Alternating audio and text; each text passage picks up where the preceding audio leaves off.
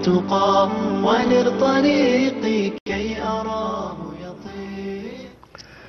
السلام عليكم ورحمة الله وبركاته. الحمد لله رب العالمين، أشهد أن لا إله إلا الله وأن محمدا عبده ورسوله صلوات الله عليه وعلى آله ومن تبعهم بإحسان إلى يوم الدين. Walhamdulillah sa ating pagpapatuloy ng pag-aaral, at ito'y tanda ng biyaya ng Allah Jalla wa'ala na sa bawat yugto ng ating buhay ay mayroong nagpapaalala sa atin tungkol sa ating pananampalatayang Islam. Kaya dito insyaAllah ta'ala ating bibigyan ng pahalaga ang Arba'in Nawawiyah, at ating bibigyan ng pahalaga ito upang sa gayon ay maunawaan natin ang pangalawang saligan ng pananampalatayang Islam pagkatapos sa banal na Quran, at ang pangalawa ay ang Sunnah ni Muhammad alayhi salatu wasalam. Kaya dito biidnillahi ta'ala bigyan natin ng pagpapahalaga ang unang hadith at sunod-sunod nating subaybayan ang pag-aaral sa aklat na ito, Arba'in Nawawiyah, upang sa gayon ay lubusan nating maunawaan ang mga bagay na dapat nating bibigyan ng pahalaga sa ating buhay, dahil ito'y pinili ng ilan sa mga ulama o inipon ni Imam Nawawi rahimahullah upang sa gayon magkakaroon ng intak na kaalaman ang isang mananampalataya hinggil sa Sunnah ni Muhammad alayhi salatu wasalam. Kaya dahil dito, ito ay bigyan ng pagpapahalaga sa dahilan na ang mga tao sa ngayon ay may marami silang mga uri ng mga gawain. Iba't ibang uri ng mga gawain, subalit minsan nakakalimutan natin ang pinakapundisyon nito. Alam po natin na sa pananampalatayang Islam, ang pagtatagumpay po natin ay naaayon sa tamang paniniwala, at ating naitalakay na yun simulat sa pulpa ang tauhid, ang kaisa ng Allah Jalla wa'ala, at ang tamang gawain, ang gawain ng ating puso at ang gawain ng ating katawan. Kaya dito insyaAllah ta'ala ating mapag-alaman ang hadith na ito sa unang bahagi na sinabi ni Amir al-Mu'minin radhiyallahu anhu, si Abu Hafs, si Umar bin Khattab radhiyallahu anhu, na kanyang sinabi, innamal a'malu binniyat wa innamal likulli imri'in ma nawa. Faman kanat hijratuhu ila Allah wa rasuli fa hijratuhu ila Allah wa rasuli. Wa man kanat hijratuhu lid-dunya yusibuha aw imra'atin yankihuha fa hijratuhu ila ma hajara ilay. Rawahu al-Bukhari. Kaya dito ating pag-aralan ito ang hadith na sinabi ni Umar bin Khattab radhiyallahu ta'ala anhu, na kung saan kanyang sinabi ng sugo alayhi salatu wassalam, tunay na ang ating gawain o ang gantimpala nito ay ayon sa ating layunin. Kaya ito ang unang bahagi ng hadith, innamal amalu binniyat wa innamal likulli imri'in ma nawa. Kaya dahil dito ang lahat nating gawain ay ayon sa ating layunin. Kaya napakahalaga po ang bagay na ito, dahil dito napapaloob ang napakaraming kaalaman na ating tatalakayin biidnillahi ta'ala. Kaya sino man na ang kanyang paglalakbay ay para sa Allah at kanyang sugo, ang kanyang paglalakbay ay para sa Allah at kanyang sugo. At kung sino man ang kanyang paglalakbay ay para sa makamundong bagay na kanyang hinahangad o babae na kanyang papakasalan, ang kanyang paglalakbay na ito ay naaayon sa anumang kanyang nilalayon. Kaya dahil dito, ang layunin o ang gawain ay nakatayo sa tamang layunin ng ating puso. Kaya dahil dito, aking mahal mga kapatid, ang hadith na ating nasimulan ay pinagsang-ayunan ng mga eskular na kanilang tinanggap na walang pag-aalinlangan na ito ay sa katayuan ng authenticity ni Imam Bukhari at Muslim, na kung saan ito ay sadyang napakahalaga, na ito ay ang batayan ng gawain ng ating puso. Kaya dahil dito, kung ang isang gawain ay hindi naaayon sa tamang layunin na ito ay para sa Allah Jalla wa'ala, ang gawain natin na yaon, ang kanyang gantimpala ay makamundo po lamang. Kaya dahil dito, ang isang mananampalataya sa bawat galaw, sa bawat hakbang ng kanyang mga gawain, ay kanyang dapat isaalang-alang na ang gawaing yaon bilang pagsasagawa niya ng ibada sa dakilang tagapaglikha ay para lamang sa Allah Jalla wa'ala. Ito ay wagas na walang halong pagpapakitang tao, walang halong pagkakaroon ng katanyagan o matatamo ang anumang biyaya sa mundo ito, bagkus ang pagkakalugod ng Allah subhanahu wa ta'ala. Kaya ang mga unang salafus salih, tulad halimbawa si Abdurrahman bin Mahdi, kanyang nasabi, sa bawat pag-iipon ko ng aklat, sa bawat simulan ko ang aking maaklat, ay aking nilalagay sa unang bahagi ng aking aklat bilang introduksyon ng kanyang aklat, na ito ay ang palagiang introduksyon na aking gagawin. Dahil sa anumang katayuan ng buhay natin, kung ang gawaing ginagawa natin ay hindi para sa dakilang tagapaglikha, ito ay magiging walang saysay. Kaya ang hadith na ito ay naitatayo ang Islam sa pinakapundasyon nito. Kaya dahil dito si Imam Shafi'i rahimahullah ay kanyang sinabi na ang Islam ay naitayo sa sinasabi nating tatlong pinakamataas na uri ng hadith. At ito ang una na kung saan ang inamal a'malu biniyat, na kung saan ito ay hadith ng Umar bin Khattab radhiyallahu anhu, na ang iyong gawain ay naayon sa iyong layunin. Ang pangalawa ay ang hadith ni Aisha radhiyallahu anha, Ummul Mu'minin radhiyallahu anha, na kanyang sinabi, wa man ahdatha fi amrina hada ma laysa minhu fahuwa rad. At ang sino mang gumawa ng gawain na hindi ito mula sa kanya, mula sa kautusan ni Muhammad alayhi salatu wasalam, ito ay hindi tatanggapin mula sa kanya. At ang pangatlo ay ang hadith ni Nu'man bin Bashir radhiyallahu anhu, na kanyang sinabi, al-halal bayyin wal haramu bayyin. Ang halal ay sadyang napakaliwanag at ang haram ay sadyang napakaliwanag. Kaya ang tatlong ito, tatlong hadith na ito, mula sa inipon ni Umar bin Khattab radhiyallahu anhu, ni Aisha radhiyallahu anha, at ni Nu'man bin Bashir, ito ang bumubuo ng kabuuan ng pananampalatayang Islam. Dahil dito ang sinasabi nating layunin ng puso, gawain ng puso, at itong batayan ay ang inamal amalu biniyat, at ang gawain na kung saan ito ay sumasang-ayon sa kautusan ni Muhammad alayhi salatu wasalam, ang hadith ni Aisha radhiyallahu ta'ala anha, man ahdatha fi amrina hada, at sa dulo ng hadith, at ang pagbibigay ng larawan na ang mga gawain ito ay naaayon sa napakaliwanag na ito ay halal, na dapat pagbibigyan ng pagsusumikap ng magagampanan, at ang pagpapaliwanag ng haram na sadyang dapat ating iiwasan. Kaya dahil dito, naipahayag sa hadith na ito na ang gantimpala ng ating mga gawain ay naaayon sa ating layunin. Kaya dahil dito ang layunin o ang gawain ng ating puso ang siyang napakahalaga sa lahat. Dito tayo binibigyan ng hukom kung ang gawain ba natin ay katanggap-tanggap, kung ito ay para sa ating dakilang tagapaglikha. Kaya hindi dahil sa laki ng gawain, sa dami ng gawain, bagkus ang gawain ito ay naaayon sa gawain na ginawa ni Muhammad alayhi salatu wasalam, na ito ay para sa dakilang tagapaglikha. Na ito ay sumasang-ayon sa Sharia, at ang pinakalayunin ay ang intensyon na para sa Allah subhanahu wa ta'ala.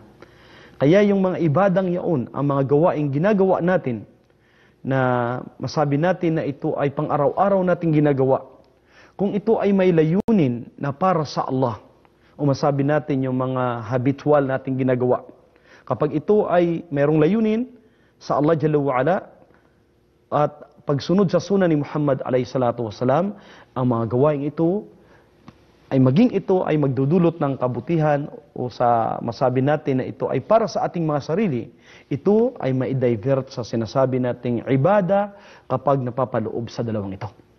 Na ang layunin ay para sa Allah Jalla wa'ala, at ang gawain na ito ay sumasang-ayon sa gawain ni Propeta Muhammad alayhi salatu wasalam. Kaya dahil dito si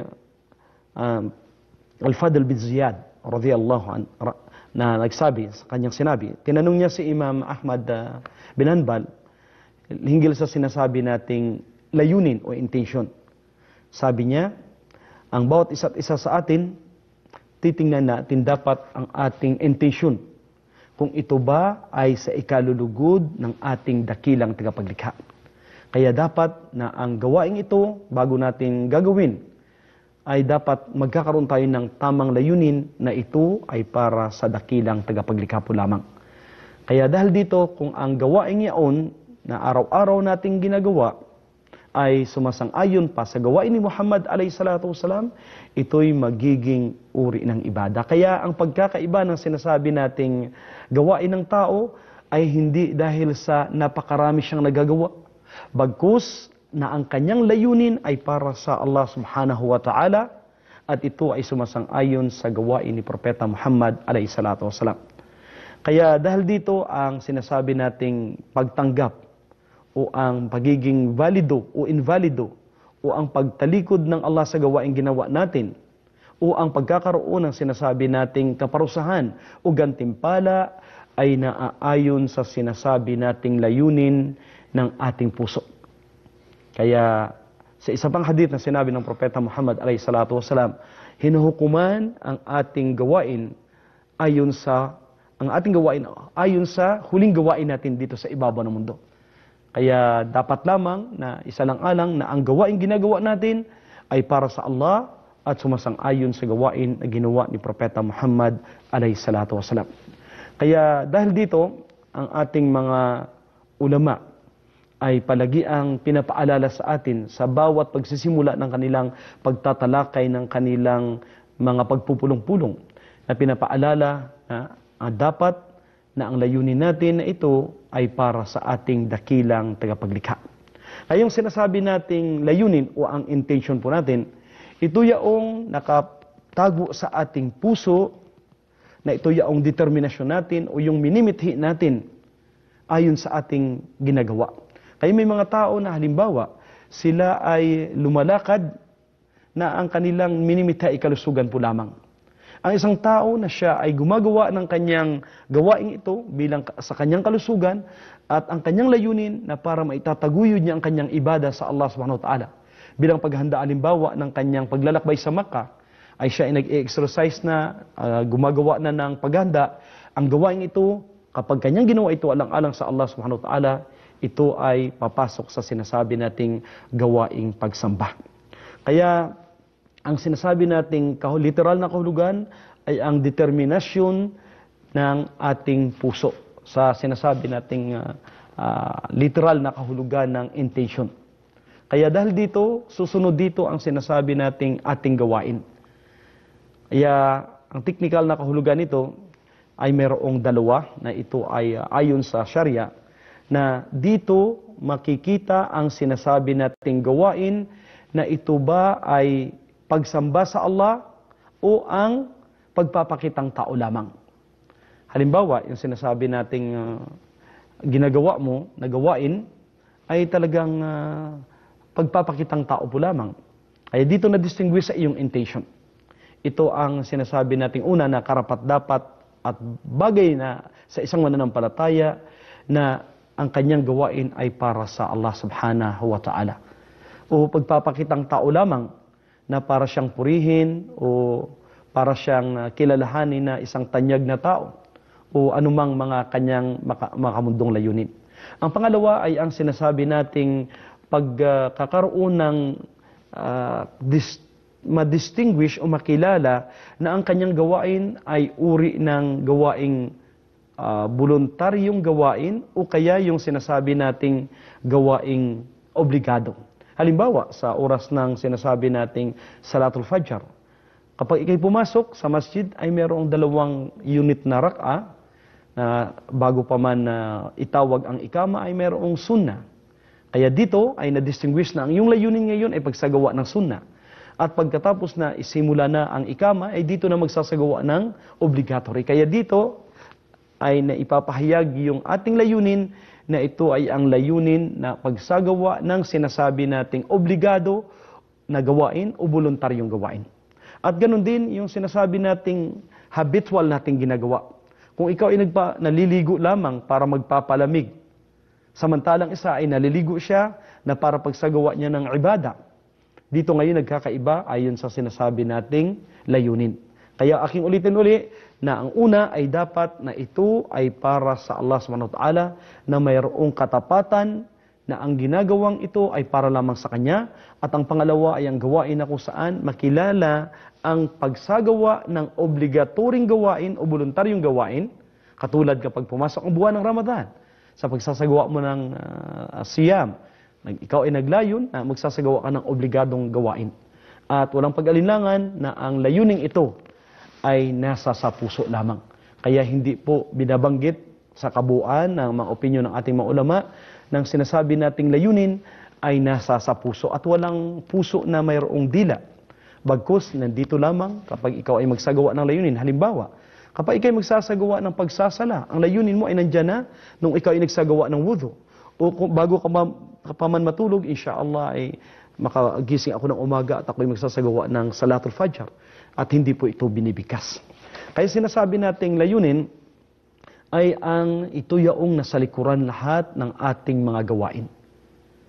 Kaya ang gawain na ito ay magiging makabuluhan kapag ang gawain ay ginagawa natin na ito ay may layunin sa ating puso. Kaya dahil dito, ang ibang mga tao nakakalungkot na ipatnubayan tayo lahat ng Allah Jalla wa'ala na ang gawain natin ay para lamang sa Allah Subhanahu wa Ta'ala. Sinabi ng Allah Jalla wa'ala, minkum may yuridu dunya wa minkum may yuridu al-akhirah. Mayroon sa inyo na ang kanyang ninais, ang kanyang minimithi ay ang mundong ito. At mayroon naman sa inyo na ang kanyang layunin ay para sa kabilang buhay. Kaya dahil dito ang isang mananampalataya, ang kanyang layunin, walang pag-alinlangan na maisaayos ang kanyang mundong ito habang nabubuhay siya at para kalulugdan siya ng kanyang dakilang tagapaglikha. Subalit, mangingibabaw palagian na ang ating layunin ay para sa ating kabilang buhay. Wala pong problema na ikaw ay matustusan mo ang iyong pamilya, pangalagaan mo ang iyong anak. Subalit, ang mga gawaing ito na ginagawa mo ay para sa ikalulugod ng ating dakilang tagapaglikha. Kaya dahil dito nasabi pa ng Allah Jalla wa'ala, man kana yuridul hayata ad-dunya wa zinataha nuwaffi ilayhim a'malahum fiha wa hum fiha la yubkhasun.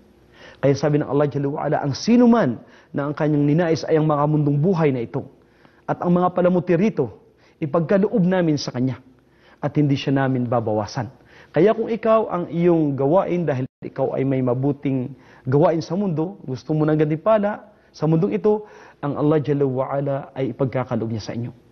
Subalit, kung ang iyong layunin ay para sa kabilang buhay, ipagkakaloob ng Allah Jalla wa'ala na madali mong matamo ang mundong ito at ang iyong gantimpala ay naghintay pa rin sa kabilang buhay.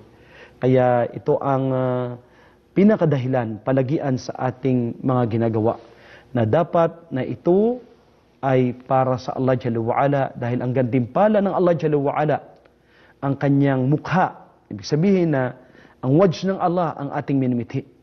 Na tayo ay makapasok sa kanyang paraiso, na kanyang kalulugdan tayo sa ibabaw ng mundo ito, sa lahat nating ginagawang gawain, upang sa gayon tayo ay nasa tuwid na landas at ang landas ng sinasabi nating mga taong kanyang pinangakuan ng paraiso.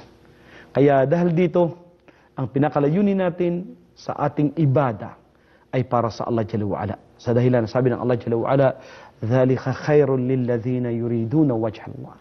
Kaya ito'y sadyang napakainam sa mga taong nagmimithi ng ang layunin nila ay para sa wajh ng Allah Subhanahu wa Ta'ala.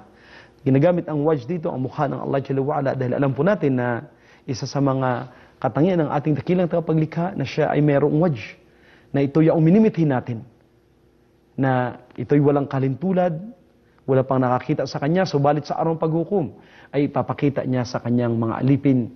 Kaya dahil dito, sa araw na yaon, ay doon natin matatamasa ang mga bunga ng mga nagagawa nating kabutihan dahil magkakaroon tayo ng pagkakalugod sa pagtingin sa mukha ng ating dakilang tagapaglikha sa araw na yaon.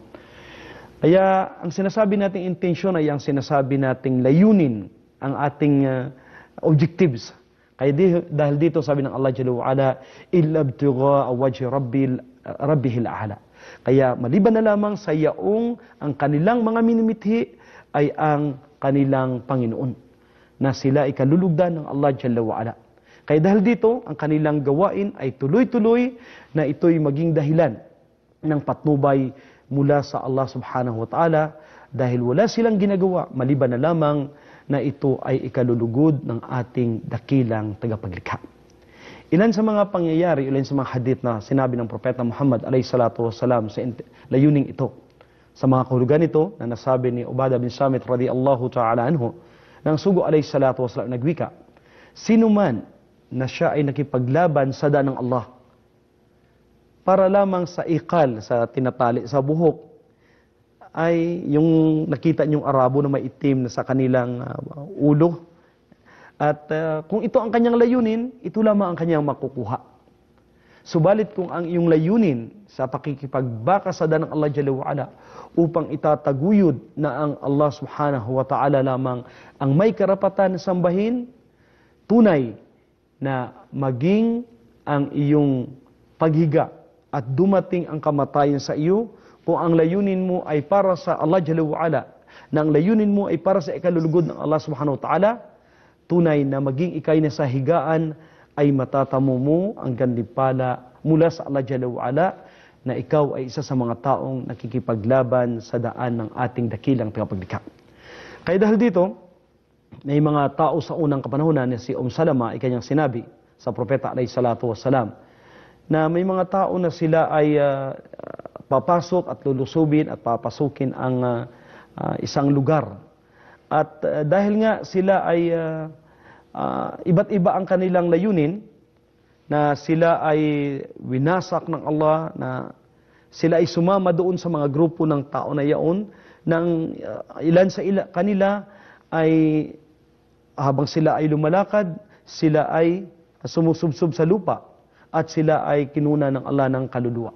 Kaya nagtanong dito ang kanyang mahal na asawa na ang taong ito, mga grupong ito, iisa lang ba ang kanilang maging hantungan?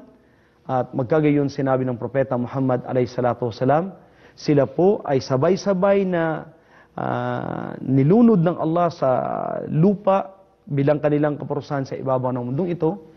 Subalit sila ay bubuhayin ng Allah Jalla wa'ala sa araw paghukom ayon sa kanilang layunin. Ayon sa kanilang layunin. Kaya ang mga tao sa ibabaw ng mundong ito, bagamat ang kanilang ginagawa ay pariha sa pagsasala, pariha sa pagsisiyam, subalit magkakaiba-iba ang kanilang gantimpala, una, ayon sa kanilang mga layunin.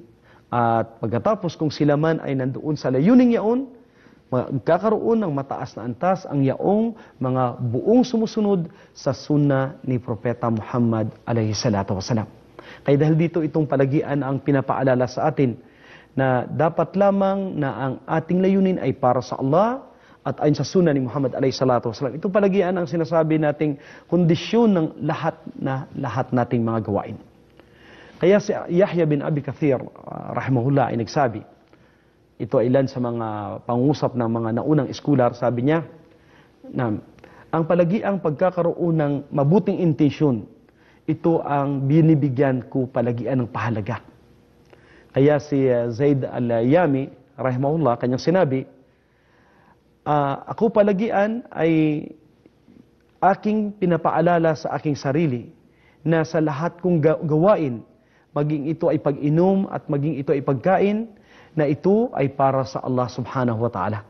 Kaya madali mong masusundan na lamang na gagawin mo ang mga sunna ni Muhammad alayhi salatu wasalam dahil ang iyong layunin ay para sa ating dakilang tagapaglikha. Si Sufyan al-Thawri, rahimahullah, kanyang sinabi, ang sadyang pinakamahirap na aking pananatilin sa aking sarili ay ang intensyon. Dahil ito ay palagiang nagbabago-bago. Ang ilan sa mga ulama ay kanilang sinabi na ito ay katulad ng isang risha, isang balahibo ng manok na kapag nahulog ay nagbabago-bago. Nagbago-bago.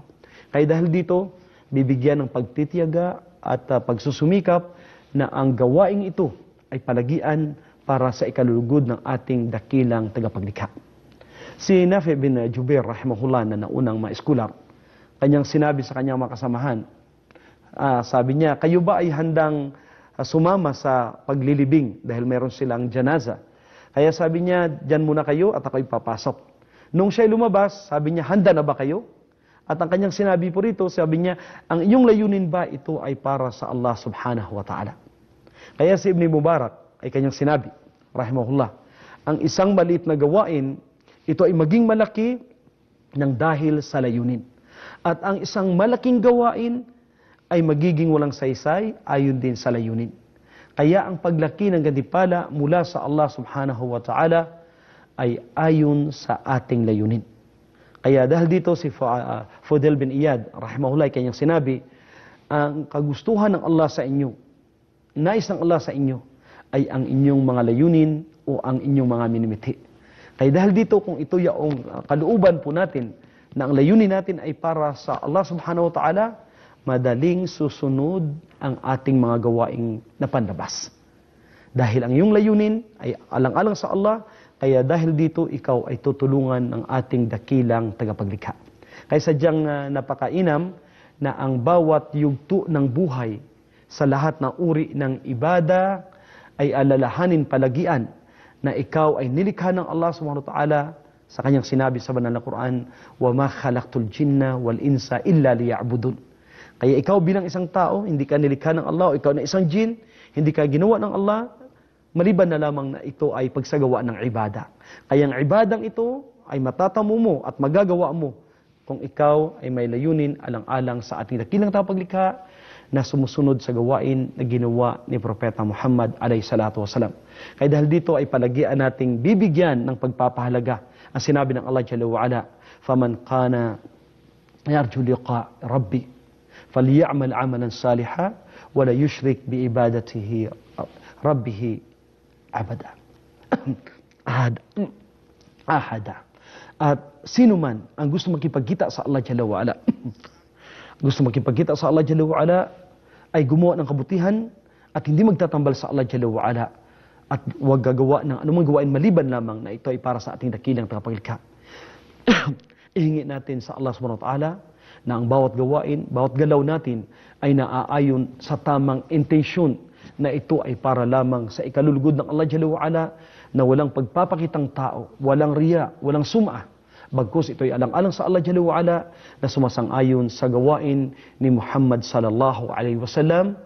Kaya dahil dito, ang lahat mong gawain ay magkakaroon ng kabutihan sa isang mundong ito at matatamo ang napakalaking gantimpala mula sa ating dakilang tagapaglikha at higit sa lahat, ang gantimpalang yaon ay ang makakapasok sa paraiso. Ito ang minimithi ng bawat isa't isa na ang ating gawain ay para sa Allah subhanahu wa ta'ala at ito ang kabuuan ng pananampalatayang Islam.